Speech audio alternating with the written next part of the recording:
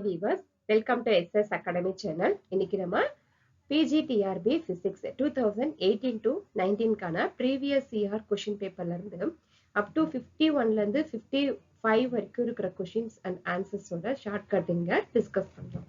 Okay, so let us discuss the 51 question. Coulomb's law states that the force of attraction of repulsion between two electric point charges is directly proportional to. அதாவது coulomb விதி கூறுவது என்னவென்றால் இரு மின் புள்ளி மின்னூட்டங்களின் இடையே உள்ள ஈர்ப்பு அல்லது விலகல் விசையின் நேர் விகிதாச்சாரம் என்னன்னு கேட்டிருக்காங்க.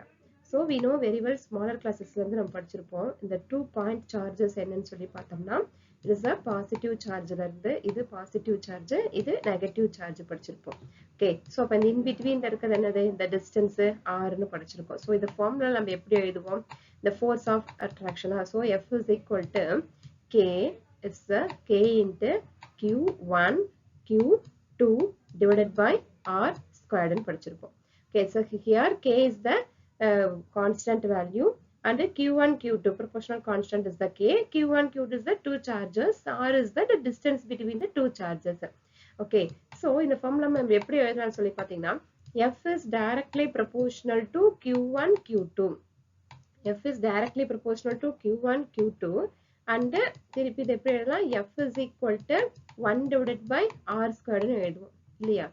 ஸோ இங்க நமக்கு என்ன கேட்டிருக்காங்க, the two electric point charges is directly proportional to.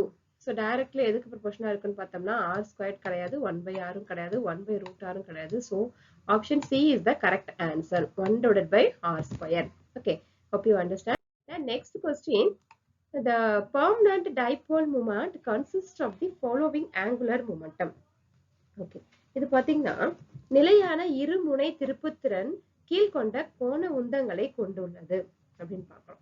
இதுல நமக்கு orbital angular momentum, electron spin angular momentum, nuclear spin angular momentum எல்லாம் கொடுத்திருக்காங்க. இதுல இந்த electric dipole, okay, sorry, the permanent dipole moment ஓட angular momentum என்னன்னு சொல்லி பார்த்தோம்னா we saw that a current carrying wire, okay, current carrying wire produces magnetic field இல்லையா. so அப்போ if therefore the reasonable to conclude that the hydrogen atom, current carrying wire வந்து எதை produce பண்ணுது, magnetic fields. hydrogen atom produces a magnetic field and interacts with other magnetic fields, isn't it? so அப்ப current flowing through a circular wire, current எப்படி flow ஆகுதுன்னா circular wire is analog to an electron that orbital a proton in a hydrogen atom. okay, so இப்போ இங்க ஒரு இருக்கு, this is a mu வச்சுக்கலாங்க. இப்போ current வந்து நம்ம circular இதுல இப்படி flow ஆகுது, எந்த டைரக்ஷன்ஸ்ல போகுது, இப்போ இங்க இருந்து இது வருதுன்னு வச்சுக்கோங்க. கரண்ட் வந்து இப்படி உள்ள என்டர் ஆகுதுன்னா ஒரு சர்க்குலர் இதுல இந்த டைரக்ஷன்ஸ்ல போயிட்டு இந்த வழியிலயா வெளியில வருது. okay, this is the current carrying loop.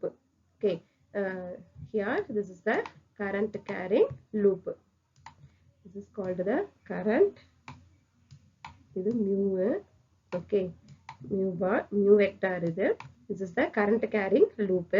okay, அதுவே ஹைட்ரஜன் ஆட்டம்க்கு நம்ம எப்படி எழுதுவோம், இப்போ ஒரு சர்க்குலர் இது சென்டர் பாயிண்ட் வச்சுக்கோங்க. இப்போ இது ஒரு ஆர்பிட்டல்ல எலக்ட்ரான் வந்து ரொட்டேட் ஆயிட்டு வருது.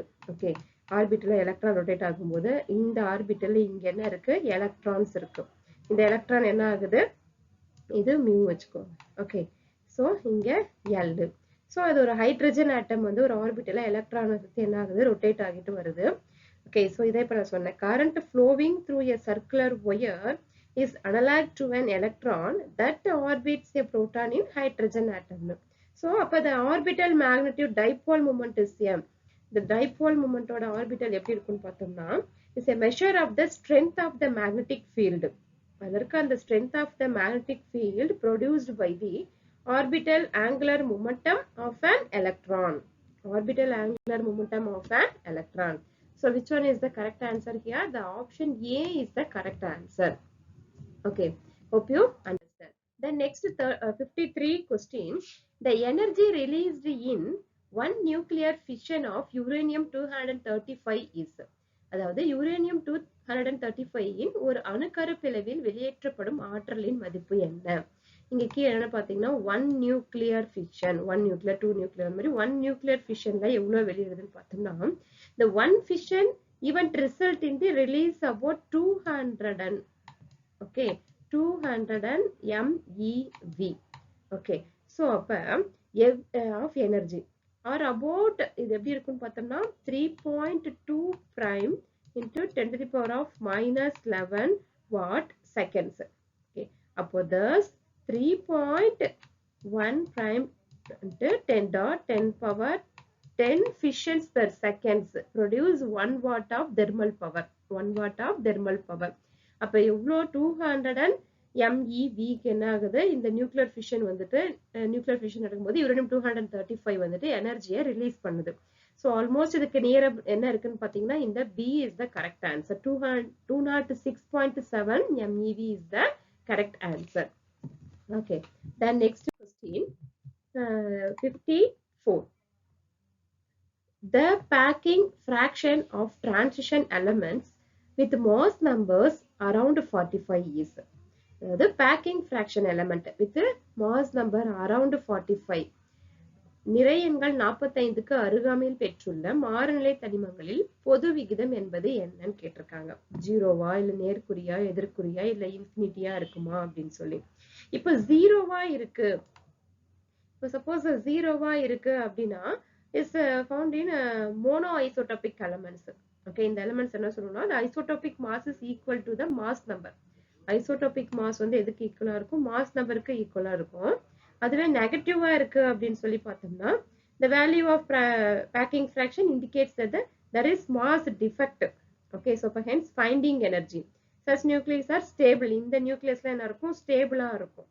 okay இங்க நெகட்டிவ் இருக்கிறது பார்த்தோம்னா the value of packing fractions are unstable. okay so the unstable undergoing fission and fusion process. நமக்கு இங்க என்ன கொடுத்திருக்காங்க unstable தான் பெற்றுள்ள மாறுநிலை தனிமங்களின் the transition elements with mass. transitionனா நமக்கு என்ன வருது இதுல நெகட்டிவ் தான் வருது. ஏன்னா நெகட்டிவ்க்கு நம்ம என்ன பார்த்தோம் the packing fraction of indicates that there is mass defect, hence binding energy such nucleics are stable. okay wow so அப்ப negative is the இங்க நமக்கு mass defect ஓட இருக்கிறது இந்த எதிர்க்குறி உடைய நெகட்டிவ் தான். this is the correct answer. then next 55 questions பார்த்தோம்னா for paramagnetic materials the relative magnetic permeability mu r at room temperature is nearly what. Okay அதாவது இணைகாந்த பொருட்களில் அறை வெப்பநிலையில் சார்புகாந்த உட்புகு திறன் μr மதிப்பு. ரொம்ப சிம்பிள் சம். நமக்கு ரிலேட்டிவ் பெர்மிட்டிவிட்டினா என்னன்னு தெரியும். μr is the relative permittivity is then divided as the ratio. நம்ம எப்படி போடுவோம் mu divided by mu naught. muங்கிறது mu divided by mu naught is equal to என்னன்னு போடுவோம் μr போடுவோம். the relative permittivity is equal to okay the permittivity divided by free space of permittivity ன்னு படிப்போம். so அப்ப அந்த μr which is a dimensionless. okay வா so thus the relative permittivity of free space or vacuum is what 1. relative permittivity or free space vacuum is what 1. so what is the answer? option C is the correct answer. okay so ரொம்ப simple sums தான். இந்த 5 questions ரொம்ப ஈஸியான பேசிக்கா இருந்து எடுத்திருக்காங்க. இந்த 5 questions 50 to 55 இருக்கு இந்த questions. okay so பேசிக்கா நீங்க ரொம்ப ஸ்ட்ராங்கா இருந்தீங்கனாவே நம்ம ஒரு 50 மார்க்ஸ் கம்பல்சரி நம்ம வந்து அட்டெண்ட் பண்ணிடலாம். பிசிக்ஸை பொறுத்த வரைக்கும் நம்ம பேசிக்ஸ்ல ரொம்ப ஸ்ட்ராங்கா இருக்கணும். ஒரு சப்ஜெக்ட் ஒரு டாபிக் எடுத்துக்கிறோம், மேக்னெட்டிக் எடுத்துக்கிறோம், தெர்மோடைனமிக்ஸ் எடுத்துக்கிறோம், அந்த பேசிக்ஸ் எல்லாம் நம்ம நல்லா ரீட் பண்ணிக்கணும்.